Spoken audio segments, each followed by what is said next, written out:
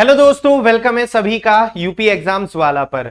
मैं नितिन सागर आप सभी के सामने उपस्थित हूं। जैसा कि आप सभी को पता है, लगभग 40,000 पदों पर एसएससी जीडी में एक बार फिर से बम्पर वैकेंसी आई है। दोस्तों, आप सभी साथी वेट कर रहे थे काफी लंबे समय से एसएससी जीडी की वैकेंसी कब आएंगी। तो इस दौरान कई लोगों के जो है डाउट आ रहे हैं किस यहां पर एज लिमिट को लेकर। दोस्तों, यहां पर टोटल 39,481 वैकेंसी आई है। ये टेंटेटिव वैकेंसी है। देखा गया है कि वैकेंसी बढ़ती ही है, जैसे लास्ट टाइम भी लगभग दुगनी हो गई थी, 46,000 हो गई थी, है ना। तो यहां पर अभी जो वैकेंसी आई है 39,481 आई हुई है और इन फ्यूचर इनके बढ़ने के भी चांसेस हैं, क्योंकि हर बार ऐसा हुआ है वैकेंसी आती है फिर बाद में डबल हो जाती है। ठीक है, तो आपके लिए एक सुनहरा मौका। एज लिमिट, अगर आप जनरल कैटेगरी से हैं या ईडब्ल्यूएस से हैं या ओबीसी, एससी, एसटी किसी भी कैटेगरी से हैं, तो आपकी एज अगर इतनी है जो मैं अभी आपको बताऊंगा, और सबसे अच्छी बात यह आप जन्म तिथि आप अपनी डेट ऑफ बर्थ से ही अंदाजा लगा लेंगे कि मैं फॉर्म भर पाऊंगा या नहीं भर पाऊंगी, है ना। मेल फीमेल दोनों के लिए है। आपका सबसे अच्छी बात, ये वैकेंसी मात्र 10वीं पास है इसकी योग्यता।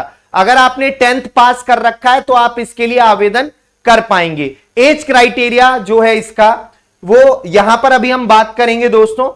तो ये आपका नोटिफिकेशन पूरा अभी आपका आया था। वैसे तो ये 27 तारीख को आना था, बट ये डिले हो गया था। आपका 5 सितंबर को नोटिफिकेशन आया है और 14 अक्टूबर इसकी फॉर्म भरने की लास्ट डेट है। ठीक है, तो गलत मत कीजिएगा। वैसे अगर फॉर्म में कोई गलती हो जाती है तो 5 जो है आपका नवंबर से 7 नवंबर के बीच में करेक्शन भी कर पाएंगे। लेकिन आराम से फॉर्म भरिए, बिल्कुल देखकर, कोई भी गलती आपकी नहीं होनी चाहिए। ठीक है, 5 सितंबर से फॉर्म भरना स्टार्ट हो चुके हैं और 14 अक्टूबर तक आप फॉर्म भर पाएंगे। ज्यादा डिले भी मत करना। इसका एग्जाम जनवरी और फरवरी में टेंटेटिव है ना। कंप्यूटर बेस्ड टेस्ट जो होगा इसका जनवरी फरवरी 2025 में आपका होगा। तो दोस्तों, यहां पर आप सभी को जो डाउट आ रहा है एज को लेकर, एज क्राइटेरिया को लेकर जो आपका डाउट आ रहा है, उस डाउट को हम यहां पर दूर करते हैं। आइए देखिए, तो ऑफिशियली नोटिफिकेशन के अकॉर्डिंग ही मैं बता रहा हूं, कुछ भी मैं अपनी तरफ से यहां पर आपको नहीं बता रहा हूं। ठीक है, तो एज को लेकर जिन बच्चों को डाउट है वो जरा यहां पर ध्यान देंगे। दोस्तों, यहां पर देखेंगे कि यहां पर आपका इसमें फॉर्म भरना है। 10वीं पास अगर आप हैं तो फॉर्म भर पाएंगे। साथ ही साथ में अगर आप जर्नल में हैं, किसमें, अनरिजर्व्ड कैटेगरी में है, अगर आप जर्नल में हैं मेरे भाई, तो आपकी एज 18 से 23 साल के बीच में होनी चाहिए। 18 से 23 साल के बीच में आपकी एज होनी चाहिए। अगर आप 17 साल के हैं तो भी फॉर्म नहीं भर पाएंगे, 24 साल के हैं तो भी फॉर्म नहीं भर पाएंगे, है ना। अब ईडब्ल्यूएस वालों की भी बात करें तो ईडब्ल्यूएस वालों को एज में रिलैक्सेशन नहीं दिया जाता है। तो जर्नल या आपका यूआर जिसे कहते हैं अनरिजर्व्ड कैटेगरी, या ओबीएस, ईडब्ल्यूएस, तो जर्नल और ईडब्ल्यूएस वालों को यहां पर एज में कोई रिलैक्सेशन नहीं दिया जाता।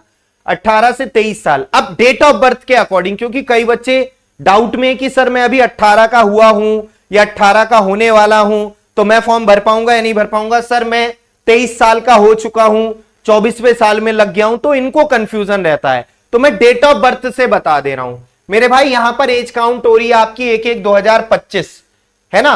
कहने का मतलब, अगर आपका जन्म 2 जनवरी 2002 से पहले का है तो आप फॉर्म नहीं भर पाएंगे। इसका मतलब आपकी एज जो है 23 साल से ज्यादा हो चुकी है।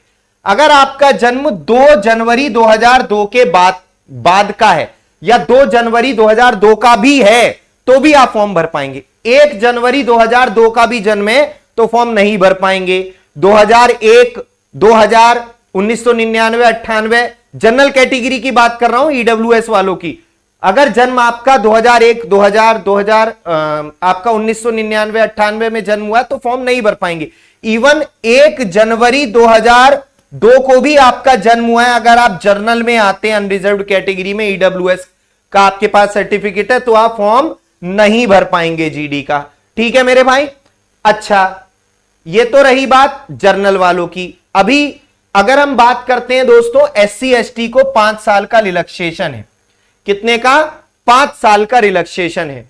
तो मेरे भाई यहां पर आपका जन्म 2 जनवरी, इसमें आप 5 साल कम करेंगे तो 1900 आपका कितना आएगा 97, है ना? ठीक है भाई, 1997। तो 2 जनवरी 1997 के बाद का अगर आपका जन्म है 97, 98, 99, 2000, 2001, 2002, ठीक है, तो आप फॉर्म भर पाएंगे मेरे भाई, ध्यान रखिएगा। इससे पहले का जन्म है, SC ST में भी आते हैं, 1996 का जन्म है या 1 जनवरी 1996 का जन्म है, तो भी आप फॉर्म नहीं भर पाएंगे। यहां पर ओबीसी को 3 साल का रिलैक्सेशन मिलता है। ओबीसी की बात करें तो इसमें आप 3 साल कम कर देंगे तो 2 जनवरी आपका 1999, 2 जनवरी 1999 से बाद का जन्म है तो ही फॉर्म भर पाएंगे। ओबीसी कैंडिडेट मेल हो या फीमेल, 2 जनवरी 1999 से पहले का जन्म है तो फॉर्म नहीं भर पाएंगे। 98, 97 में आपका जन्म हुआ है, ओबीसी में आते हैं तो फॉर्म नहीं भर पाएंगे। अब यहां पर बात करते हैं, ये तो रही आपका जो मैक्सिमम एज में आपको रिलैक्सेशन, जो मिनिमम एज कितनी होनी चाहिए उसके अनुसार आपकी मिनिमम एज में कोई रिलैक्सेशन नहीं होता। 18 साल के आप होने ही चाहिए, चाहे आप एससी में हो, चाहे एसटी में हो, चाहे ओबीसी में हो, चाहे जनरल में हो, है ना? 18 साल मतलब 1 जनवरी 2007 के बाद का जन्म है। 1 जनवरी 2007 के बाद जिनका भी जन्म हुआ है वो इसका मतलब इसके अनुसार 18 साल के नहीं हुए हैं। किसी भी कैटेगरी में आते हो 1 जनवरी 2007 के बाद का जन्म अगर हुआ है तो आप फॉर्म नहीं भर पाएंगे। 2 जनवरी 2007, 2 मार्च 2007, 2008, 2009 में आपका जन्म हुआ है तो आप फॉर्म नहीं भर पाओगे। बात समझ में आ गई? एक बार मैं दोबारा से बता देता हूं। अगर आपका जन्म जर्नल कैटेगरी में आते हो ईडब्ल्यूएस में, अगर आपका जन्म 2 जनवरी 2002 से 1 जनवरी 2007 के बीच में है, 2002 से 2007 के बीच में जन्म है आपका, तभी आप फॉर्म भर पाओगे जनरल वाले, ईडब्ल्यूएस वाले। एससी एसटी 2 जनवरी 1997 के बाद 1 जनवरी 2007 से पहले का आपका जन्म है तो ही आप फॉर्म भर सकते हैं, वरना नहीं। ओबीसी 2 जनवरी 1999 के बाद, मतलब 2 जनवरी 1999 से 1 जनवरी 2007 के बीच में आपका जन्म है तभी आप फॉर्म भर पाएंगे, चाहे मेल हो या फीमेल। एक्स सर्विसमैन को 3 साल का रिलैक्सेशन यहां पर मिलता है, ठीक है, जो मिलिट्री सर्विसेज में रहते हैं मेरे भाई। तो यहां पर आपका मेन जो बच्चों को डाउट हो रहा था वो एससी एसटी ओबीसी और जनरल वालों को हो रहा था, तो आप लोगों के यहां पर डाउट सॉल्व हो गए सबके। अब जैसे एक बच्चा रेनू है, इन्होंने पूछा 15 जुलाई 2004 को जन्म हुआ है, बिल्कुल आप किसी कैटेगरी में हो, 15 जुलाई 2004 को जन्म हुआ है तो फॉर्म भर ही दोगे, कोई दिक्कत की बात नहीं है। और बताइए, देखो ओबीसी सर्टिफिकेट जो है बेसिकली यहां पर आपको मैं बता रहा हूं आपका, हाँ नहीं, ओबीसी का आपका पहली बात तो ये सेंट्रल की वैकेंसी है, ठीक है, तो आपको सेंट्रल का सर्टिफिकेट बनवाना पड़ेगा आप सभी को। और मैं आपको बता रहा हूं विद इन 1 ईयर के का ही आपका होना चाहिए ओबीसी वालों का। एससी एसटी का तो ऑनलाइन होना चाहिए बस, ओबीसी वालों को 1 साल के अंदर अंदर का ही सर्टिफिकेट होना चाहिए, ठीक है। अगर आपका नहीं है तो आप बनवा लीजिएगा। और कोई डाउट किसी को? और कोई डाउट? ठीक है, तो मुझे लग रहा है आपके अभी कोई डाउट नहीं है। अब तैयारी की बात करें, क्योंकि भैया इसमें आपको मैं बताऊं इसकी मेरिट बहुत अच्छी खासी अब जाने लगी है, आप सभी को बता देते हैं। वैसे तो इसमें आपका जो सिलेबस की अगर हम बात करें तो आपका हिंदी और इंग्लिश में चॉइस रहती है, लेकिन मोस्टली बच्चे ज्यादातर हिंदी चूज करते हैं। तो 20 क्वेश्चन हिंदी के, मैथ्स के 20 क्वेश्चन मेरे भाई, आपके रीजनिंग के 20 क्वेश्चन और जीएस के, जीके जीएस के आपके 20 क्वेश्चन। तो मेरे भाई यहां पर ये 80 क्वेश्चंस आते हैं आपके, 160 नंबर का पेपर होता है। लेकिन इसकी मेरिट जो है वो बहुत ज्यादा, खासकर ये यूपी और दिल्ली वाले जो हैं बच्चे जो हैं एनआर साइड के, इनकी मेरिट अच्छी खासी जाती है। तो आप लोग इसमें कम से कम मान के चलो भाई 140 अगर आप मार्क्स ला रहे हो तभी आपका सिलेक्शन इसमें होना है। ये लग रहा है कि सर बहुत ज्यादा बता रहे हैं, लेकिन मैं इधर अगर एनआर रीजन की बात करूं, दिल्ली, खासकर यूपी, ये रीजन, बिहार, इनकी कट ऑफ बहुत अच्छी खासी जाती है। और इसमें भी आपको जो आपका जो कई लोग एसएसएफ और एनसीबी की पोस्ट प्रेफरेंस सबसे पहले भरते हैं, उसके लिए तो मेरे भाई 152, 150, 155 ऐसे कट ऑफ जाती है।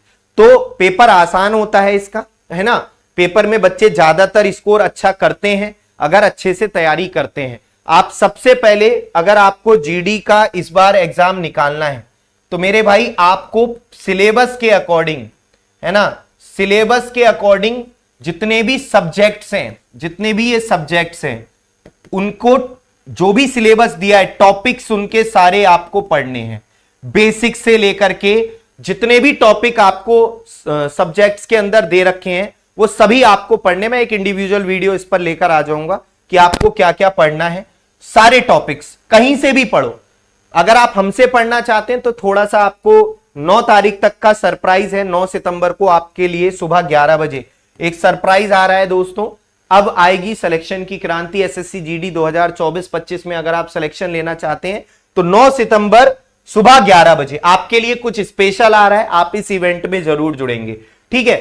तो दोस्तों ये आपके लिए जो है इवेंट आ रहा है, थोड़ा सा इंतजार कीजिए। 9 सितंबर, इंतजार का फल मीठा होता है। जो बच्चे पहले से तैयारी कर चुके हैं, जिन्होंने ऑलरेडी सिलेबस कंप्लीट कर रखा है, किसी कारणवश इस बार नहीं हुआ क्योंकि इस सब्जेक्ट में वो वीक रह गए, तो आप भाई उस सब्जेक्ट को अपना स्ट्रॉन्ग करो जिसमें आपके मार्क्स कम आए हैं। अपने ऊपर एनालिसिस करो, प्रैक्टिस करो ज्यादा से ज्यादा क्वेश्चंस की, प्रीवियस ईयर क्वेश्चंस की, है ना। आप जितने भी प्रीवियस ईयर क्वेश्चंस हुए हैं जीडी में लास्ट 2 इयर्स के, उनको लगाइए। पहले तो जो बच्चे नए हैं, जो बच्चे अभी अभी आए हैं यहां पर, तो वो सबसे पहले अपने जितने भी ये सब्जेक्ट्स हैं उनको कंप्लीट कीजिए, सब्जेक्ट के सारे टॉपिक्स को। और उनको कंप्लीट कराने के लिए आप 9 सितंबर सुबह 11 बजे हमारे साथ जुड़िए। कुछ स्पेशल खास आपके लिए आ रहा है, तो दोस्तों इस इवेंट में आपको जरूर जुड़ना है। तो ये जानकारी आपको देनी थी। आई होप आपको सब कुछ समझ में अच्छे से आ गया होगा। जो भी एज को लेकर आपको डाउट था कि आप फॉर्म भर पाएंगे या नहीं भर पाएंगे, जानकारी अपने दोस्तों के साथ भी साझा कीजिएगा। और मिलते हैं हम लोग नेक्स्ट वीडियो में, तब तक के लिए बाय बाय, टेक केयर, जय हिंद।